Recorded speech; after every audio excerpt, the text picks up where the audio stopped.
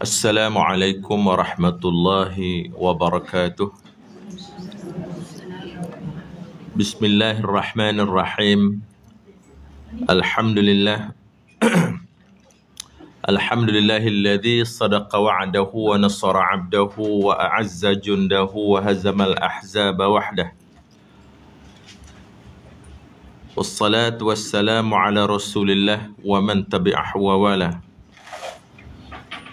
Rabbi shrah li sadri wa yassir li amri wahlul 'uqdatam min lisani yafqahu qawli. Amma ba'du, subhanaka la 'ilma lana illa ma 'allamtana innaka antal alimul hakim. Sidang jemaah yang dirahmati Allah sekalian, hari ini dah masuk 17 Syawal 1446 Hijriah, bersamaan 16 April 2025. Di mana-mana dalam negara kita dan juga di negara-negara sekitarnya, tetangga kita, masih lagi berada, kita ini khususnya di negara kita lah, kita berada dalam suasana menyambut hari raya. Kita di Malaysia ni sambut raya 44 hari.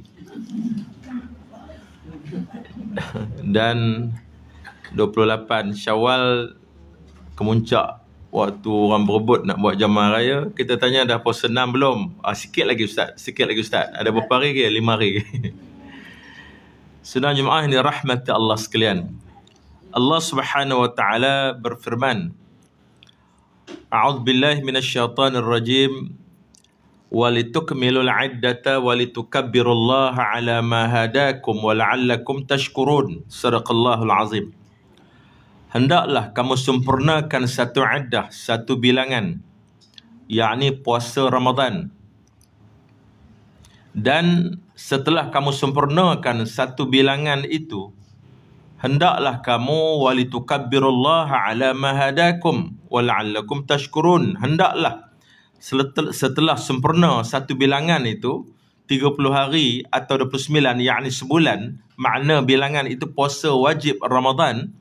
Setelah kamu sempurnakan satu bilangan itu, hendaklah kamu walitukabbirullah, kamu membesarkan Allah sebagai tanda syukur atas petunjuk yang diberikan, dianugerahkan kepada kamu. Mudah-mudahan kamu bersyukur.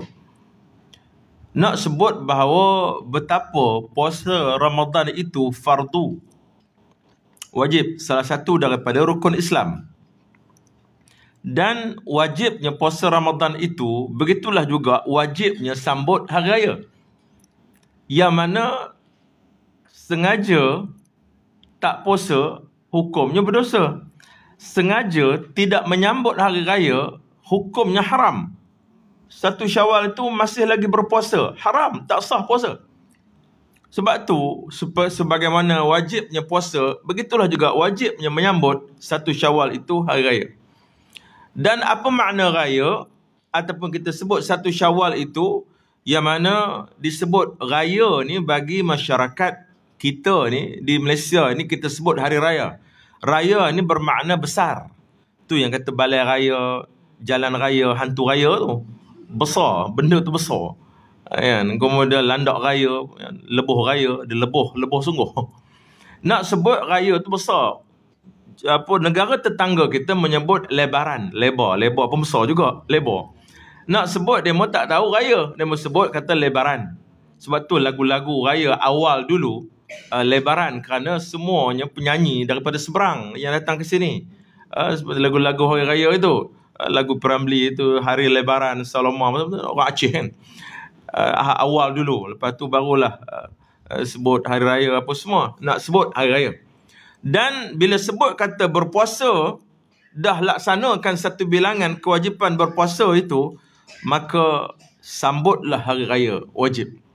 Dan bila kata sambut hari raya, betapa wajibnya sambut raya itu, maka disunnahkan hari raya itu hari makan. Gembira, seronok, suka, disuruh makan. Makan tu tak payahlah sampai kembung. Dia pergi jamuan raya pagi naik motor, balik kena hantar dengan ambulan. Yang mana nak sebut bahawa makan tu disunnahkan makan dulu sebelum keluar pagi tu solat raya. Adapun hari raya Aidil Adha, lagi 2 bulan lagi ni raya Aidil Adha, iaitu keluar dulu. Makan tu kita perhabis bihun dekat surau. Yang mana nak cepat solat, lepas tu nak nyembelih. Lepas kita menyembelih di masjid, barulah hak lain, surau-surau lain, orang di rumah semua nak ikut menyembelih. Maknanya kita nyembelih dulu di masjid. Maknanya penting tu. Di qaryah itu. Maknanya makan kemudian. Solat dulu. Sebab tu awal. Kalau kita sini mungkin kita solat pukul 8.30, 8.20, 8.15, 8.30. Kalau di kampung mungkin dia sejuk awal matahari lambat keluar. Dia 8.30, 8.45. Saya kampung pukul 9. Dan ada pun hari raya puasa, dia lewat sikit. Dia dah 8.30 ataupun 8.45. Maknanya kalau raya haji tu, dia awal, raya puasa tu lewat sikit. Disunnahkan makan dulu. Kerana apa? Nak elak fitnah. Supaya orang tak kata hari tu, hajah tu masih lagi berpuasa dia. Ataupun haji tu hari tu dia berpuasa lagi. Sebab apa? Tak nampak dia makan. Sebab tu disuruh makan tunjuk dekat orang. Maknanya di luar rumah itu letak. Maknanya letak meja, tempat parking apa semua tu, tempat kita duduk jamu tu, makan biar orang nampak. Supaya tak timbul fitnah. Kerana dulu kita ni masalah media ni dulu. Dulu kadang-kadang satu kampung tu ada 1-2 rumah je yang ada jam. Masjid tu lah dia ada dia punya timing sendiri. Dia ada sistem dia. Masjid tu azan kita tunggu. Maknanya imsak kita tunggu. Subuh kita tunggu. Maknanya nak buka puasa azan maghrib kita tunggu. Maknanya lebih bergantung begitu. Kemudian orang-orang yang setengah di dalam-dalam tu, saya tanya sahabat-sahabat kita dulu zaman dia mau punya bapak apa semua dulu, sebab depa ni orang sini, orang Pekan. Tiba-tiba dia lahir di dalam ceruk mana tu, dekat belah-belah mana tu. Terpaksa 5-6 jam naik bot apa semua dekat belah Hulu Tembeling apa semua tu. Maklumlah bapaknya memang guru cemerlang tu yang kena hantar merata sampai ke dalam berkawan dengan binatang buas tu. Nak cerita dia ada. Itulah penting dan berharganya pengalaman ni tu.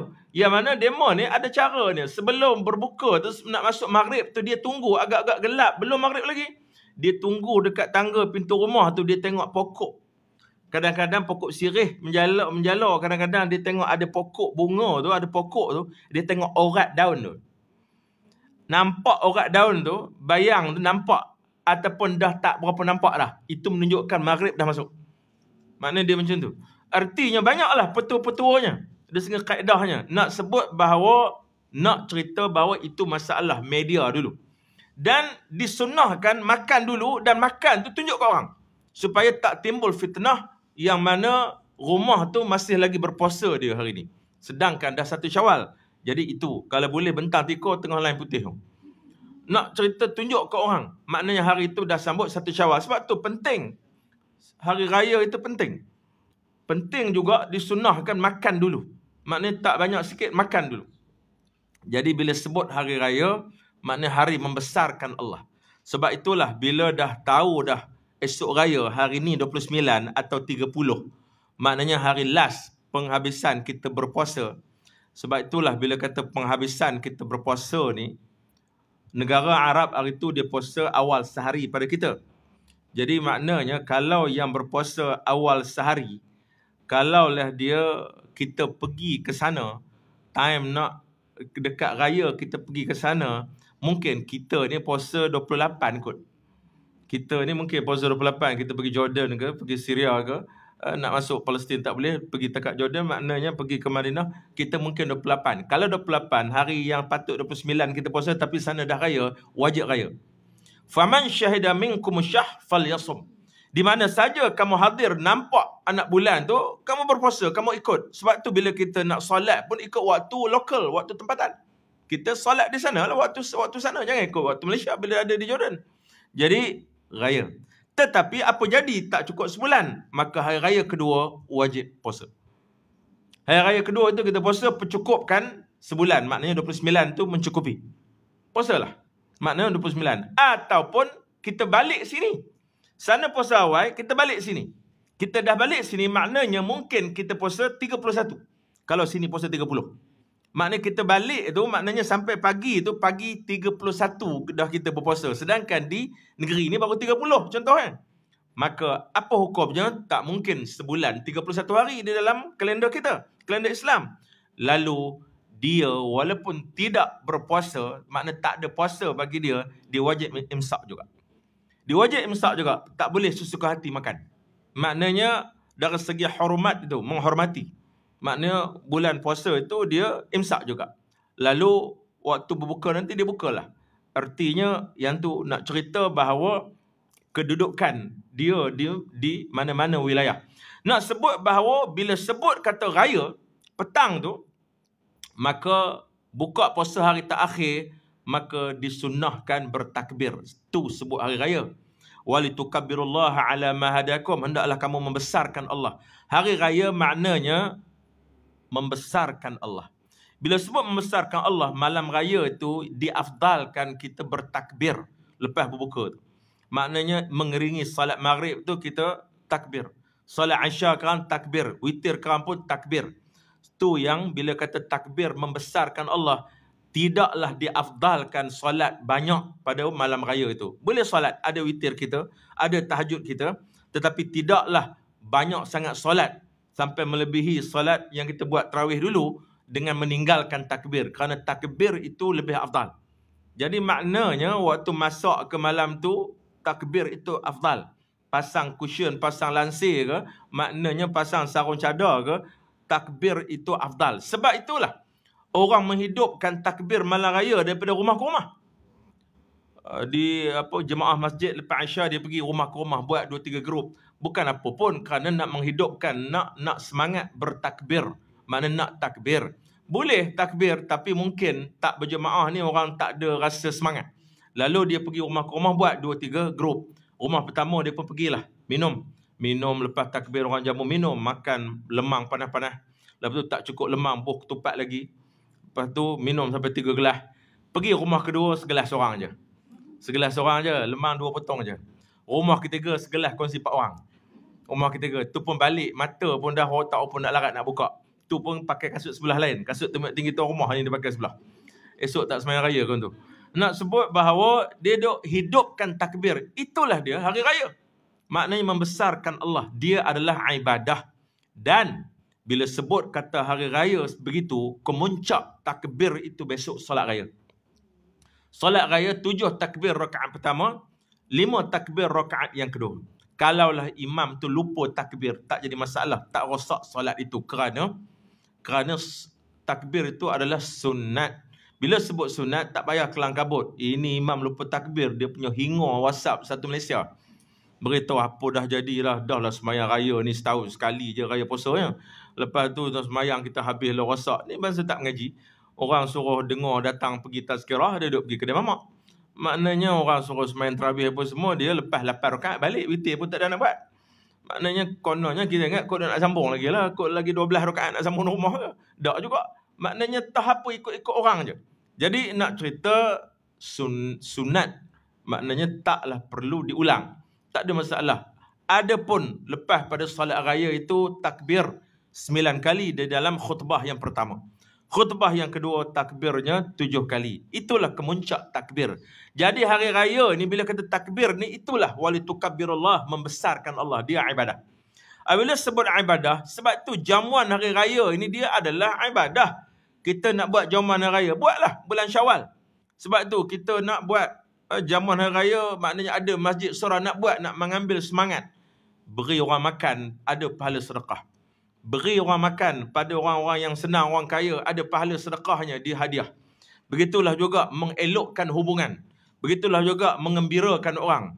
Salah satu daripada cara mengembirakan iaitu budak-budak. Salah satu cara, walaupun asal bukan budaya kita, kita beri ampau, beri duit RM1, RM2, RM5 pada budak-budak. Beri, menyeronokkan dia, memberi dia seronok. Walaupun bukan budaya kita, budak-budak ni dulu, lepas merdeka, sebelum merdeka dulu, tahun 50-an, 60-an dan 70-an pun, dulu tak banyak mall, tak banyak kedai, tak banyak Speedmart, tak ada 7-Eleven, tak ada masa tu, dulu.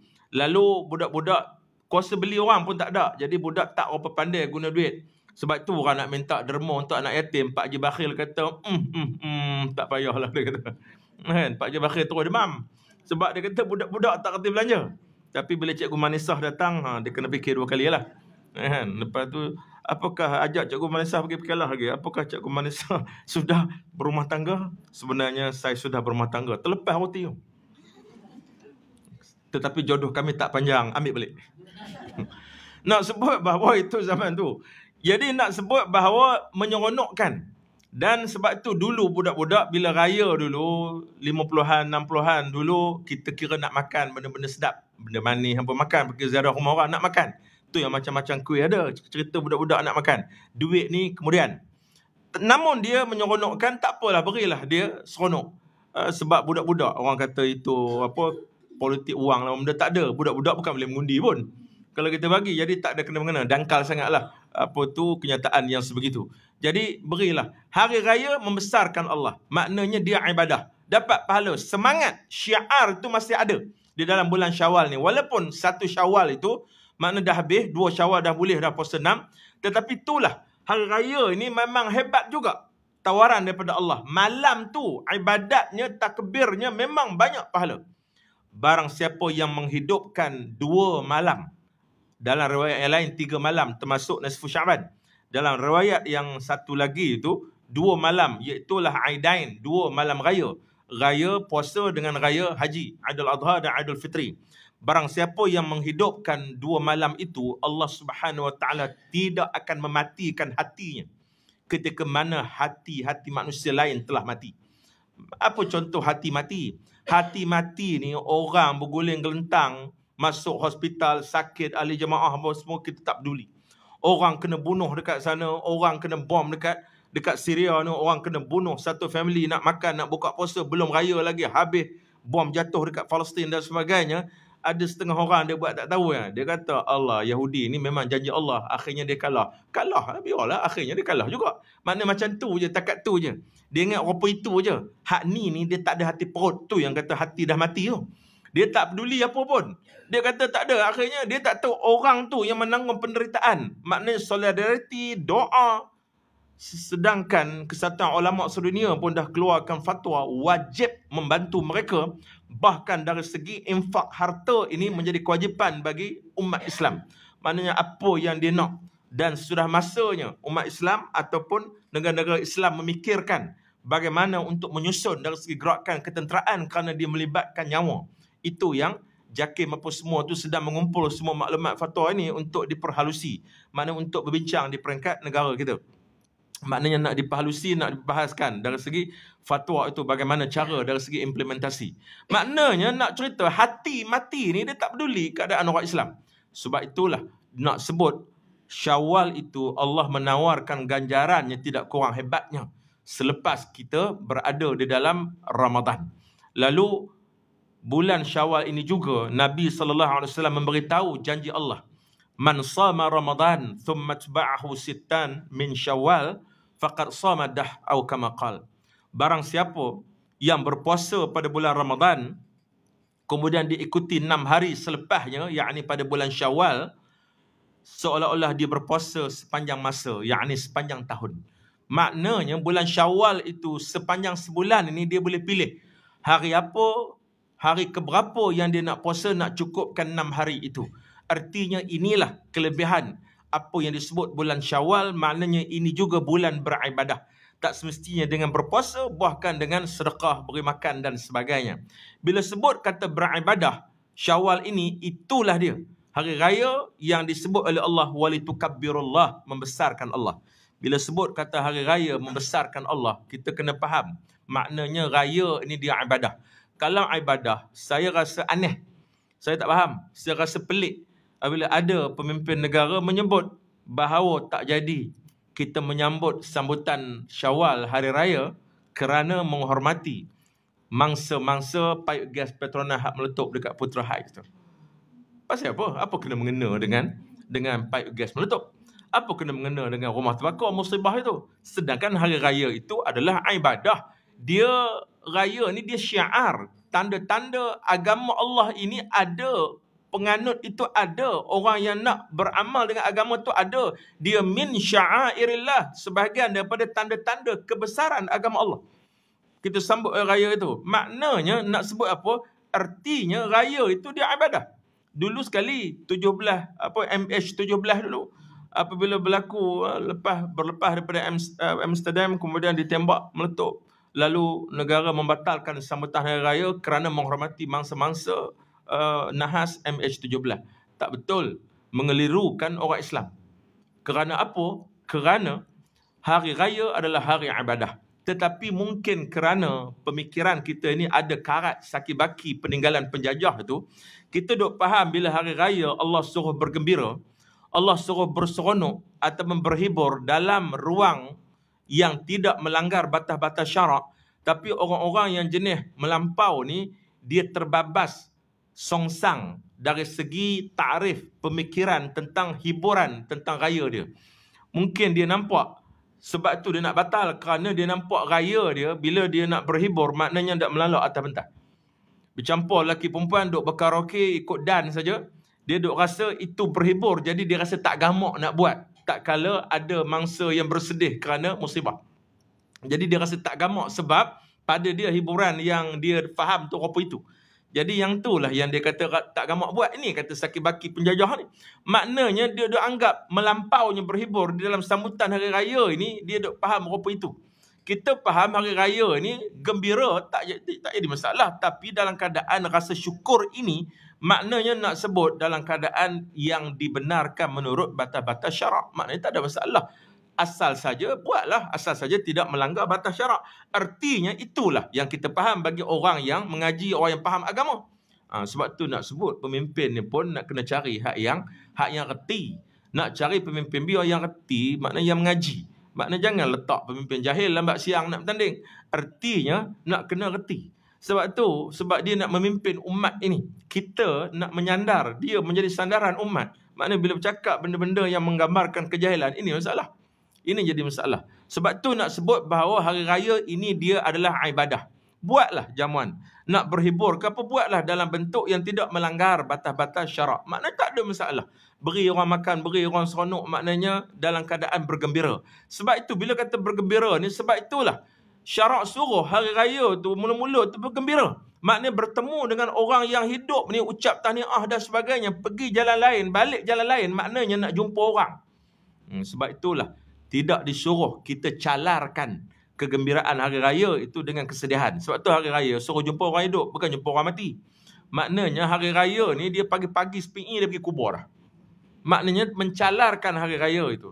Maknanya bukan tak boleh. Mungkin hari tu aja dia ada cuti ikut. Tak apalah, pergilah nak pergi. Tetapi orang kata patut badan lah.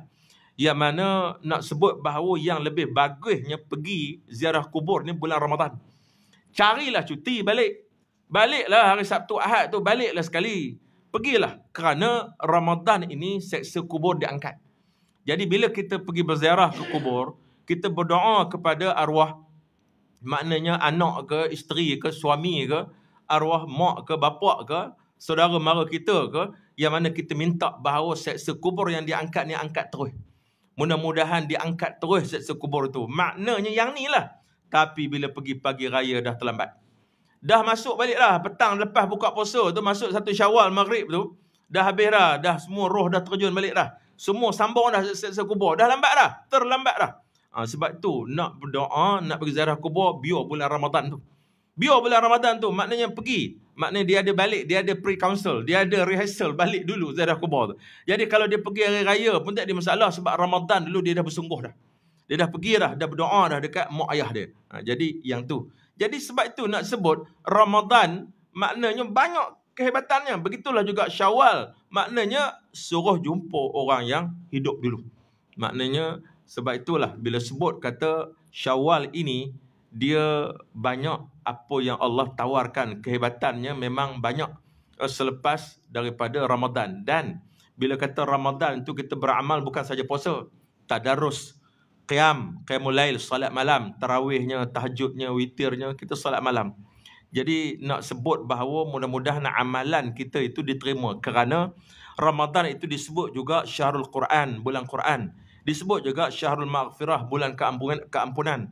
Disebut juga Syahrul Ibadah, bulan ibadah. Bulan yang kita beribadat ni disebut sebagai tarbiyah. Yang mana latihan untuk kita supaya lepas Ramadan tu kita dah terlatih nak buat perkara-perkara amalan-amalan sunat. Sebab itulah bila sebut kata amalan tu, tanda amalan tu diterima. Kita ni, saya tak sebut dalam tazkirah bulan Ramadan antara tanda-tanda amalan kita diterima. Saya tak gamak nak sebut, takut dia pun susah hati. Dan memang saya nak sebut selepas raya, selepas Ramadan. Memang nak sebut, ni yang baru sebut. Yang mana tanda-tanda, kita bukan nak suluh korang, suluh batang tubuh kita sendiri. Tanda-tanda amalan kita diterima ataupun bagaimana. Pernah Syekh Muhammad Mutawalli Sya'rawi, ulama besar Mesir, muridnya puluhan ribu di seluruh dunia, lahir tahun 1911, wafat tahun 1998, umurnya 87 tahun. Ketika mana dia berkuliah, dia mengajar, ada seorang lelaki tiba-tiba bangkit bangun. Wahai Syekh, boleh tak beritahu saya, apakah amalan saya ini Allah terima? Tanda-tanda Allah terima tu apa dia? Dalam Ramadan hari itu saya beramal, maknanya sungguh-sungguh. Sungguh-sungguh beramal pada bulan Ramadan ni dalam keadaan sungguh-sungguh. Maknanya apa tanda? Sebab dia rasa dia memang mungkin tarawih 20 rakaat. Mungkin dia tadarus apa semua, dia rasa memang dah jenuh dah, penat lelah dia Ramadan.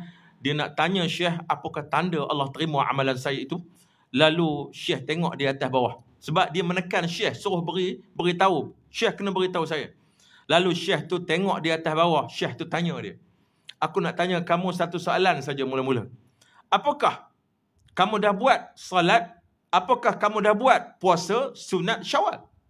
Lalu dia terkejut dan dia termenung. Waktu tu dah hujung Syawal. Dia kata belum lagi, tak teringat nak buat. Sebab itulah antara tanda-tanda amalan kita diterima oleh Allah, kita rasa selesa nak beramal buat lagi. Kita nak buat beramal tu, nak bangkit buat witir 1 ke 3 rakaat ke, nak buat solat tahajud ke, kita rasa selesa, rasa manis, rasa lazat, rasa nak bangkit. Tak ada rasa berat, tak ada rasa keberatan. Maknanya rasa lazat, ada kelazatan nak beribadat. Maknanya paling tidak pun dia witir dulu sebelum tidur 1 rakaat pun. Ataupun tak larat bangkit pukul 3 pagi, dia bangkit subuh tu kau awal sikit. 4:30 pagi ke 5 pagi ke, bangkit awal sikit, semayang tahajud dulu sikit, 2 rakaat ke berapa ke. Lepas tu baca Quran ke sementara nak masuk subuh. Artinya dia ada kelazatan untuk beribadah, tak rasa berat. Itulah tanda-tandanya, senang je dia buat, senang je dia bangun. Itulah tanda-tandanya amalan dia Allah Subhanahu Wa Taala terima. Jadi bila sebut begitu, lelaki itu kata tak buat lagi. Lalu Syekh mengatakan bahawa hanya kamu saja boleh membetulkan diri kamu.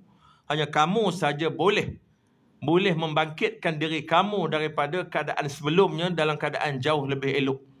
Aku hanya boleh menegur dan boleh memberi nasihat. Kamulah yang membetulkan, mengubah diri kamu. Nak sebut bahawa itulah dia, tanda-tanda. Sebab tu bila sebut dalam tazkirah Ramadan, saya tak sebut sebab orang susah hati kalau sebut. Jadi kita sebut lepas raya. Yang mana kita boleh bersedia, maknanya dalam keadaan istiqamah beramal kita hinggalah, walaupun sikit, tapi kita istiqamah hinggalah Ramadan yang akan kita temui mudah-mudahan pada tahun akan datang. Begitulah juga disebut tentang Lailatul Qadar. Lailatul Qadar ini, bila sebut Lailatul Qadar, apakah orang tu dapat, tak dapat, kita tak tahu, kita serah pada Allah. Tetapi disebut ada orang ini, dia duk gelut, malam-malam Ramadan ni dia gelut. Memang dia gelut start daripada 1 Ramadan lagi setengah tu. 1 Ramadan bawa toto pergi masjid. Dia dah tak balik dah. Dia tak balik dah sampai dia lupa macam mana rupa isteri dia. dia sampai begitu. Ada setengah tu gelut 10 Ramadan tak akhir, 15 Ramadan tak akhir. Benda ni biasa. Ada caterer pula sediakan sahur. Okey lah tu, tak ada masalah orang nak sedekah. Dan nak sebut bahawa inilah yang ulama kita selalu mengingatkan kita.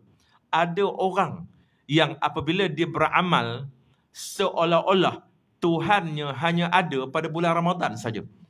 Seolah-olah dia hanya menemui Tuhannya pada 10 Ramadan tak akhir saja. Seolah-olah Tuhannya tak ada pada bulan yang lain. Hanya Tuhannya ada pada bulan Ramadan saja. Yang ni lah. Kerana apa? Kerana tak istiqamah. Kerana tak konsisten. Sebab itulah bila sebut kata nak Lailatul Qadar, saya mengaji dulu, tok guru kami sebut dekat kami lah, bukan dekat perempuan, dekat tuan-tuan. Dia sebut dekat kami, sebut dekat tuan-tuan, nanti susah hati. Dia kata apa? Kau mau ingat, nak malam Lailatul Qadar tu tiba-tiba datang berderu saja 10 malam terakhir, kau mau ingat macam main nombor ekor. Yang mana orang jual nombor tu, ada 450 nombor tu, kamu beli semua. Lepas tu kamu pergi tikam. Satu nombor tu tikam RM5, maknanya ada 100 nombor RM500. Kok boleh lah kena, mesti kena banyak 2-3 nombor. Duk rasa macam tu lah. Duk rasa macam tu. Kau ingat macam main nombor ekor. Dia bukan begitu. Istiqamah beramal ni, kalau Allah beri, Allah beri. Sebagai contoh, ini untuk motivasi kita. Kita nak suluh diri kita. Saya nak datang kuliah sini. Mungkin sampai dekat Simpang Pulai tu. Mungkin sampai dekat tu masjid Kampung Kepayang tu. Sampai dekat situ mungkin datang dengan kawan. Kereta kawan rosak contohnya. Saya datang dengan dia. Mungkin saya telefon sahabat di sini. Telefon bro Nasir ataupun anak dia. Yang mana beritahu kata kereta rosak dah dekat dah ni. Boleh tak datang ambil? Dia mungkin datang ambil. Dia mungkin datang, dia ajak seorang pergi, mungkin ambil saya. Sebab apa? Sebab saya call dia, tengok handphone ada nombor dia, dia kenal saya. Dia kenal saya, dia bawa saya. Selesai masalah. Tetapi, kalaulah tiba-tiba mana hamba Allah keluar highway tu kereta rosak. Dia tengok-tengok ada macam kenal nombor lama dalam handphone dia, dia call. Bro Nasir suruh ambil. Nasir pun serba salah. Dia kata, boleh tak ambil saya datang ke sini, Darul Taklim. Saya pun lama dah dengar Darul Taklim ni, cadang nak tengok juga, nak lepak kat sini lah. Lama tak lalu kat sini. Nasir tak kenal. Bila Nasir tak kenal, dia kata, ni apa? Scammer apa? Mungkin Nasir pergi juga, tapi dia pergilah dengan Ketua Balai Polis Simpang Pulai kot. Nak sebut-sebut tak kenal. Begitulah juga kita Lailatul Qadar ini. Yang mana, bila sebut kata orang ni dia bergelut beramal, disebut bahawa sebelum ni mengaji pun dia tak ada. Solat jemaah pun dia tak ada. Solat pun lihat, lambat. Sedekah pun dia tak ada. Kemudian dalam keadaan, bila sebut kata orang buat qiyamul lail apa semua, dia tak ada. Witir pun dia tak ada, Quran pun tak baca, ikut dan je. Makna tak ada apa, tiba-tiba datang mengejut pada bulan Ramadan. Kadang-kadang malaikat nak angkat amalan dia, malaikat tanya, lu siapa? Dia kata, tak biasa-biasa tengok ni. Makna tak kenal. Tetapi kalaulah orang tu, yang mana dia malam tu ada, tahajud ada walaupun 2 rakaat, witir ada walaupun 1 rakaat, waktu malam tu dia tak pernah, satu hari tu tak pernah berlalu dalam hidup dia melainkan ada bacaan Al-Quran walaupun 1 ayat. Maknanya ada dia sebut nama Allah. Solat jemaah pun dia jaga bagi orang lelaki, orang perempuan pun begitu, di rumah pun dia ada. Quran pun dia ada tengah malam walaupun 1 rakaat, walaupun 3 rakaat, walaupun 2 rakaat, walaupun 1-2 ayat. Makna Quran ada. Bila masuk saja bulan Ramadan, bila dia gelut Ramadan tu dengan keadaan lebih lagi dia beramal, malaikat nak angkat amalan dia. Allah kata, hak ni hamba ni aku kenal. Hamba ni aku kenal. Aku tahu. Waktu sebut nama aku ni tiap-tiap malam, dia sebut nama aku. Dia bermunajat nama aku. Sepanjang 2 tahun ni dia ada masalah. Dia memang bercakap dengan aku. Aku dengar dia. Aku tahu. Aku tak jawab sebab aku seronok nak dengar dia berdoa. Dia minta dekat aku. Aku beri dia pahala walaupun aku tak jawab serta-merta. Dan sekarang Ramadan ni, Lailatul Qadar ni, memang dia punya. Aku nak bagi. Memang dia punya, aku nak jawab doa dia. Maknanya, istiqamah kita dalam beramal itu, walaupun tak banyak sikit, istiqamah kita berterusan, yang ni lah yang Allah suka. Yang ni lah yang malaikat semangat nak angkat. Nak sebut apa? Inilah. Bila kata malaikat pun kenal, Allah tahu. Allah tahu siapa kita. Yang ni lah yang dikatakan bersedia. Sebab itulah, hak yang lepas tu lepaslah. Dan bila kita nak masuk ni, dah lepas keluar Ramadan, nak masuk Syawal ini, nak masuk Ramadan yang akan datang, maknanya kita dah boleh buat persiapan. Sebab tu saya kata, saya tak sebut dalam tazkirah hari tu sebab orang susah hati. Maknanya sekarang lah kita sebut, artinya hak lepas tu lepas lah. Kita lebih bersedia untuk menempuh Ramadan yang akan datang. Mudah-mudahan Allah beri kita kesihatan yang baik. Kerana inilah yang disebut oleh ulama kita, bahawa janganlah kita beribadat seolah-olah hanya ada Tuhan kita ni hanya ada pada bulan Ramadan saja. Bulan lain seolah-olah Tuhan kita tu tak ada. Yang ni lah yang kita nak kena reti, nak kena faham. Sebab itulah semuanya ada tawaran, ganjaran daripada Allah Subhanahu Wa Taala. Amalan dalam Ramadan itu adalah latihan, tarbiyah buat kita supaya kita tidak keberatan. Ketika mana lepas tamat latihan kita bulan Ramadan tu, kita dah masuk Syawal, Zulqa'dah, Zulhijjah, Muharram pun semua ni, Kita dah terbiasa dengan amalan-amalan sunat ini yang membuatkan kita lebih selesa dan lebih sebati dengan kita. Maknanya kita tak pernah rasa senang hati. Kalaulah kita bangun lambat ataupun kita tertinggal Quran kita rasa susah hati. Maknanya yang ni lah, maknanya dah adalah tanda-tanda mudah-mudahan amalan kita itu diterima oleh Allah Subhanahu Wa Taala. Dan Ramadan itu mengajar kita betapa seriusnya kita perlu serius di dalam beribadah ini, walaupun sedikit tetapi dia berterusan. Sebab tu bila kita Syawal ini, yang mana amalan-amalan Syawal ini juga tidak kurang hebatnya. Walaupun dah puasa awal, ada yang puasa raya kedua lagi. Ada yang dah puasa raya kedua, maka hak yang berikutnya kita raikanlah. Orang nak sambut hari raya, kerana sambut hari raya ini juga kehadiran kita itu adalah merupakan tanda-tanda kebesaran Allah. Syiar kebesaran agama Allah. Maknanya syiar agama Allah ni kita besarkan. Adanya orang menyambut Syawal, adanya orang beri makan kerana Syawal itu orang telah sempurnakan Ramadan. Itulah syiar, lambang, tanda-tanda agama Allah ini ada penganutnya. Ada orang yang mempertahankannya, ada orang yang melakukannya ibadat. Sebab itulah Syawal dia adalah ibadat. Sebab tu kadang-kadang sakit baki kita dalam pemikiran kita ni, kita dah anggap ini takat ni je lah kot, nak sambut Syawal ni dah musibah, maknanya kita menghormati mangsa. Tidaklah jadi sambut kerana dia tak gamak sebab cerita hiburan tu. Sebab tu itu pun kira okey juga. Sebab tu kalau kita nak tengok sakit baki pengaruh penjajah ni yang berkarat dalam kepala kita ni, tu pun kita dah buang banyak lah. Dulu disebut lepas merdeka ataupun detik-detik kemerdekaan, kita ni duk bawa pengaruh tu, ada parti-parti politik, persatuan, NGO, apa dia perkumpulan apa, bila dia mesyuarat benda-benda yang melibatkan kerajaan apa semua dululah, baru-baru selepas merdeka dulu, dalam meeting tu biasanya lepas tu apa dia akan jamu bir tu biasa. Jamu bir tu biasa. Jadi sebab tu lepas tu dah mula dah tak ada dah dalam majlis-majlis keramaian, dah tak ada dah. Dulu sampai dalam mes pegawai tu dia ada minum-minum, pencegah maksiat pun tak boleh masuk. Dia ada macam-macam benda dia boleh bawa perempuan masuk apa semua tu. Pencegah maksiat tak boleh masuk dululah. Tapi sekarang ni rasanya dah tak ada kot, pelan-pelan dah tak ada. Cuma kadang-kadang sakit baki banyak duk petikaikan juga, ada dalam kapal terbang. Itulah kita tak boleh buang lagi. Yang mana ada. Tapi saya tengok sendiri pengalaman. Saya tengok sendiri pramugari ni, demo ni orang baik-baik, anak orang baik-baik. Dan demo ni pun memang terdidik. Tapi macam mana dah kerja. Yang mana kadang-kadang kalau tengok naik flight yang fly jauh tu, kalau kita pergi ke Europe, ke Australia, ke 5 jam ke atas, 5 jam ke bawah ni, dia flight yang apa 380 tu, yang 200 orang 300 orang tu. Hak yang flight 6 seat tu, ni hak 10 seat tu. Hak 10 seat tu 500 orang kalau kita pergi Mekah ataupun kita pergi ke Europe. Saya pergi Rusia, pergi ke Iran apa semua, lebih 11 jam dalam tu. Nampak bila dah masuk waktu solat, pramugari ni di belakang dia mau solat, dia mau semayang. Dan bila balik tu, ada di antaranya, bila kita selalu guna flight, ada di antaranya memang saya kenal, bila dia mau keluar tu, turun daripada kabin tu, dia ada bilik dia. Kadang-kadang setengah kereta dah tunggu, suami dah tunggu apa semua, setengah tu dah berkahwin. Tengok masuk pakai tudung. Dia keluar tu dia pakai tudung nak balik. Maknanya duduk dalam flight itu bukan wajah dia yang sebenar. Maknanya dia memang orang tudung, anak orang baik-baik. Dan bila cerita hak yang arak ni, kadang-kadang bila dia dah serve kita makan dalam flight, lepas makan tu biasanya arak tu dia akan promote, dia akan jual. Jadi bila dia akan jual, kalau ada orang nak bayar apa semua, dia akan serve lah apa semua. Tapi ada yang bagus-bagus ni, saya tengok bukan sekali lah. Mungkin ketua pramugari itu pun satu kepala dengan dia, okey, boleh buat kira, boleh runding. Dia bawa keluar, ni mungkin TikTok ni kok mas dengar.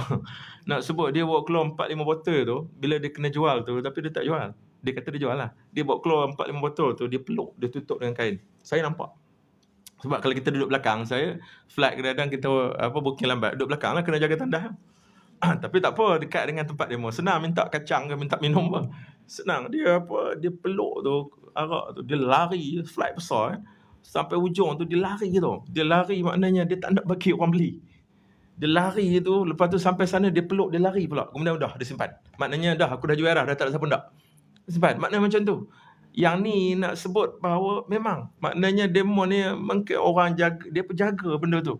Maknanya sampai begitulah. Cuma ialah dah buat, mana buatnya dah dia kerja pakaian nampak paha tu. Macam mana kita pun bayar tambang tu, dia dah cas sekali paha dah. Tak tengok rugi sebab dah bayar.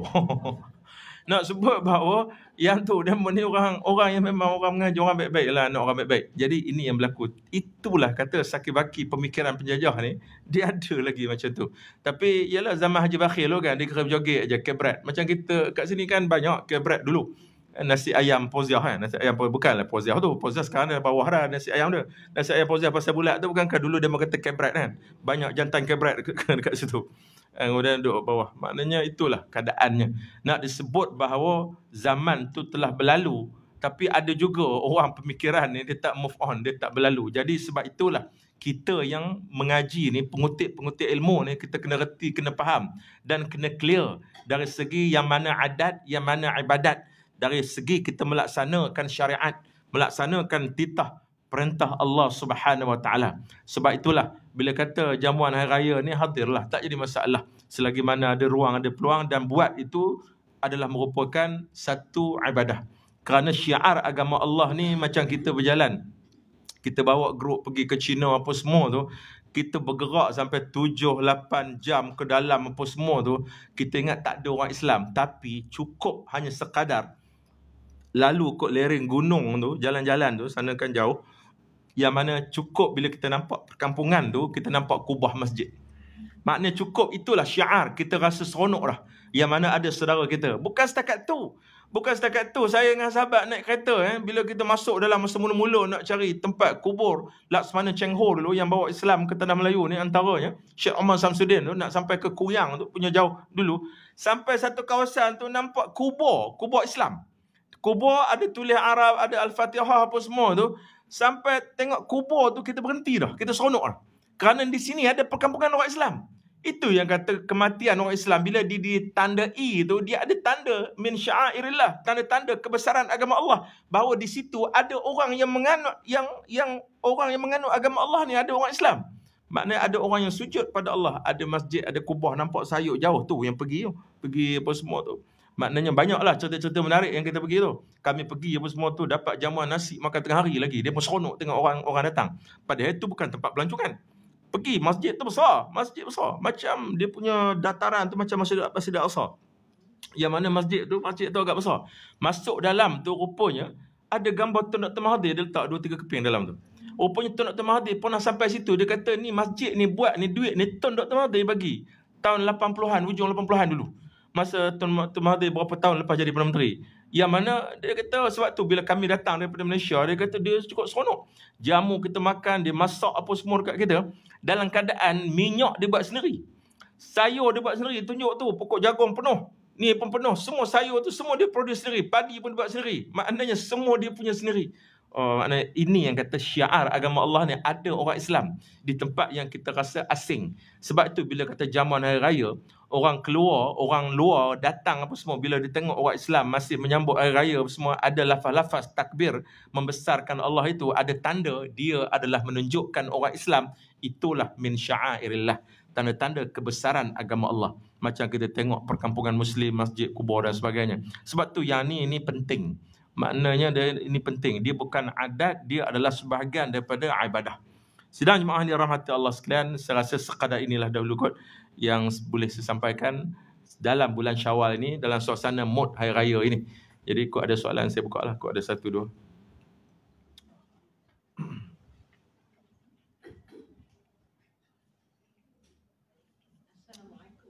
Assalamualaikum.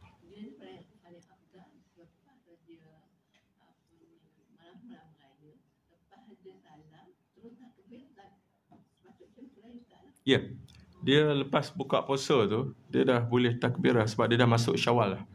Masuk je buka puasa tu, dia dah masuk Syawal, kita dah batalkan puasa, maksudnya kita dah makan dah, tak ada imsak dah. Kita dah makan, maknanya di situ dah boleh takbir, dan di situ pun dah wajib dah. Kalau dia mati lepas buka tu, tak ada sampai maghrib, dah wajib dah zakat fitrah. Maknanya dia dah masuk dalam bulan Syawal. Dan kalaulah ialah isteri dia bersalin petang tu sebelum buka puasa tu, anak yang lahir tu, mana bapak dia wajib bayar zakat fitrah. Waktu itu waktu yang saat yang sangat penting lah. Hak yang bayar awal ni dia sunat. Kalau dia meninggal dalam bulan Ramadan, dia tak wajib zakat fitrah, tapi dia dah bayar dah. Bila dah bayar dah, sunat, dia jadi pahala sunat lah untuk dia. Dapatlah pahala dari segi infak tu. Tapi tak wajib. Yang wajibnya setelah dibuka puasa itu menjadi wajib. Bayarlah zakat fitrah itu. Dan apabila dah berbuka puasa, jadi malam tu dah tak ada apa dah. Maknanya takbir lah. Lepas solat apa semua tu takbir lah. Wallahualam. Yes. Kemudian benda-benda yang melibatkan khurafat pada bulan Syawal ini, ada orang bertanya kemarin tentang apakah ada benda-benda khurafat yang boleh merosakkan amalan. Ya, ada. Sebab tu kita kena faham. Allah sebut dalam Quran tentang di dalam suratul Qadr, tanazzalul malaikatu waruhu fiha biidzni rabbihim min kulli amr salamun hiya hatta matla'il fajr. Yang bermaksud pada malam itu, malam Lailatul Qadar itu diturunkan malaikat yang maha banyak. Malaikat banyak diturunkan seperti mana pasir-pasir di bumi nak bawa rahmat ni banyak. Doalah mudah-mudahan Allah angkat. Tu yang kata hebat malam tu. Dan masalahnya banyaklah, ada pandangan-pandangan ulama yang mengatakan malam 27, ada yang mengatakan malam-malam ganjil. Carilah 10 yang terakhir itu, tak ada masalah. Dan disebut bahawa banyaknya malaikat yang turun pada malam itu lebih banyak daripada pasir-pasir di bumi. Kemudian Allah sebut tanazzalul malaikatu waruh, dan juga roh, malaikat dan roh. Roh itu mufassirin menyebut roh itu ialah Jibril. Tetapi ada di dalam masyarakat Melayu cerita buku-buku lama, kitab-kitab lama, dia kata roh tu roh tok nenek. Roh tok nenek balik ke rumah tu yang dia taruh kerak nasi setengah tu. Dia ada kepercayaan macam tu dulu. Kemudian dia pasang panjut supaya tok nenek kot tak nampak nak balik rumah. Maknanya jadi yang tu asalnya gitulah dulu. Tetapi cerita kerak nasi itu kita tak buat dah. Dan kita pun dah mengaji, dah tahu benda-benda khurafat ni. Satu, ada pun pasang panjut tu pun kita pun tak ambil tahu dah cerita tok nenek nak balik tu. Yang mana cerita pasang panjut tu sekadar nak memeriahkan kata malam 7 lekor tu, kerana bermula 27, 28 tu dah diambang Syawal. Makna lagi 2-3 hari nak raya. Jadi kita nak memeriahkan, nak sambut hari Lebaran ni, hari kita nak sambut kemenangan. Makna kita meriah lah. Dan semakin dekat itu maknanya semakin meriah, maknanya tak perlu orang takut, orang bimbang. Kerana malam tu orang dah semakin sibuk. Sibuk nak pergi ke masjid, sibuk nak pergi bayar fitrah, nak pergi jumpa pegawai yang bertugas di masjid, di surau, amil apa semua tu. Jadi maknanya orang berada di luar rumah, khususnya orang lelaki ni, nak bayar zakat fitrah apa semua, maknanya memang orang sibuk di luar rumah malam-malam pun. Di samping amalan berjamaah di masjid, apa semua tarawih ataupun disebut apa qiyamul lail ke, ataupun solat-solat berjamaah ni maghrib ataupun isya itu, subuh tu juga. Jadi maknanya kita tak adalah niat benda-benda cerita khurafat itu. Jadi diharuskanlah kerana menghidupkan pada malam-malam saat-saat akhir nak sambut raya itu, akhir Ramadan itu. Tetapi ada juga negara yang semakin hari itu semakin akhir Ramadan tu, dia macam mana? Dia sunyi. Ada juga negara sunyi macam Turki, setengah negara Arab tu dia sunyi. Dia malam raya tu langsung sunyi. Dia tak ada takbir rumah ke rumah. Dia sedih. Dia manifestasi rasa sedih Ramadan nak meninggalkan. Jadi dia takbir sendiri, senang-senang sendiri di rumah je. Maknanya dia tak ada riuh rendah semua. Kita malam tu lepas buka puasa tu, habis dah. Syaitan keluar, artis pun keluar dah. Pada malam tu semua lagu semua dah keluar dah. Maknanya habis dah. Semua artis dah pakai, semua habis dah. Dia lah yang raya pun. Budak punya bunga api pun dia ambil dah malam-malam tu. Jadi kita ni dia lain sikit lah. Jadi nak sebut itu benda-benda khurafat tu, kita taklah berfikir macam tu dah. Jadi hukumnya haruslah memeriahkan saat-saat nak menyambut hari raya tu. Kemudian yang kedua, ada juga dia pun kata membakar mercun. Ya, mercun ni tanyalah ahli sejarah. Tanyalah sejarawan orang Melayu, sejarawan Melayu ataupun sejarawan bangsa Cina, Tionghoa, yang mana mereka mengakui bahawa memang mercun ni adalah budaya mereka. Main belerang ni, meletup-letup ni, kerana mereka menghalau hantu. Jadi kita main mercun ni apakah menghalau hantu? Kalau dia fikir macam tu, khurafat jugalah. Jadi maknanya boleh nak cerita main mercun tu, boleh sekadar nak memeriahkan, tetapi jangan sampai merosakkan. Wala tulqu bi aidikum ila tahlukah. Jangan kamu campak diri kamu ke arah kebinasaan. Maknanya tak boleh melampau. Melampau tu satu, bukan cerita main mercun melampau. Ada yang sampai melampau, dia bakar mercun macam bakar duit. Budak-budak kerja Ramadan ni, dia kerja dapat 500-600 tu, separuh duit tu beli mercun.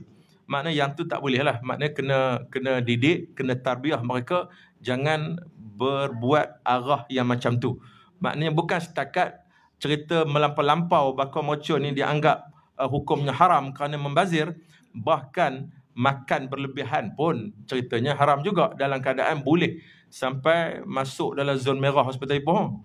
Maknanya kita pun pergi ngapa masuk zon merah raya pertama. Dia kata dia malam raya tu dah sebatang je mukadimah.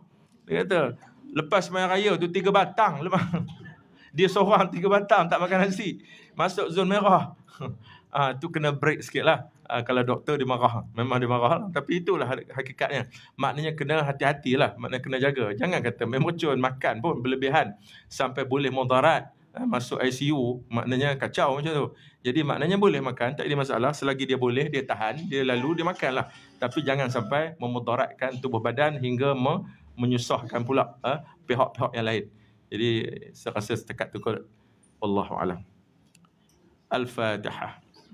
أعوذ بالله من الشيطان الرجيم بسم الله الرحمن الرحيم الحمد لله رب العالمين الرحمن الرحيم مالك يوم الدين إياك نعبد وإياك نستعين اهدنا الصراط المستقيم صراط الذين أنعمت عليهم غير المغضوب عليهم ولا الضالين بسم الله الرحمن الرحيم اللهم صل على سيدنا محمد وعلى آله وصحبه وبارك وسلم اللهم أغننا بالعلم وزينا بالحلم وأكرمنا بالتقوى وجملنا بالعافية اللهم انصر لإخواننا في فلسطين اللهم انصر الإسلام والمجاهدين في فلسطين في كل مكان وفي كل زمان اللهم لك الحمد وإليك المشتكى وأنت المستعان ولا حول ولا قوة إلا بالله العلي العظيم اللهم ربنا آتنا في الدنيا حسنة وفي الآخرة حسنة وقنا عذاب النار وصلى الله على سيدنا محمد النبي الأمي وعلى آله وصحبه وبارك وسلم والحمد لله رب العالمين تقبل الله منكم. Sekian, Assalamualaikum warahmatullahi wabarakatuh.